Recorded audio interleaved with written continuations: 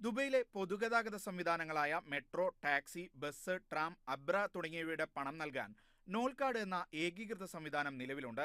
ഇതിലേക്ക് palm ജുമൈറയിലെ monorail, down ടൗണിലെ Dubai trolley എന്നിവയെയും ഉൾപ്പെടുത്തും. ഇതിനു പുറമെ സ്വകാര്യ ലിമോസിൻ സേവനങ്ങൾ, വാഹനം ബുക്ക് ചെയ്യാൻ ഉപയോഗിക്കുന്ന സ്വകാര്യ ഓൺലൈൻ സംവിധാനങ്ങളായ ഇ-ഹെയിൽ, യൂബർ, കാറീം എന്നിവയെ കൂടി ഉൾപ്പെടുത്തി വിപുലീകരിക്കാനാണ് ലക്ഷ്യം. ഇതോടെ ഏതുതരം വാഹനം ബുക്ക് ചെയ്യാനും പണം നൽകാനും ഏകീകൃത സംവിധാനത്തെ ആശ്രയിച്ചാൽ മതിയാകും.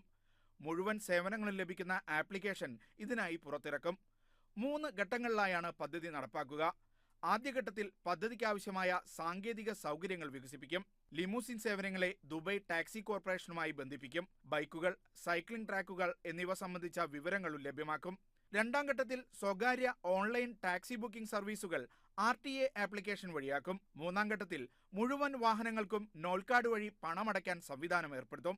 സുരക്ഷിതവും സുഗമവുമായ യാത്ര ഒരുക്കാനാണ് പദ്ധതിയുടെ ലക്ഷ്യമെന്ന് RTA ട്രാൻസ്പോർട്ടേഷൻ ടെക്നോളജി വിഭാഗം ഡയറക്ടർ ആദിൽ ഷാക്കിരി പറഞ്ഞു.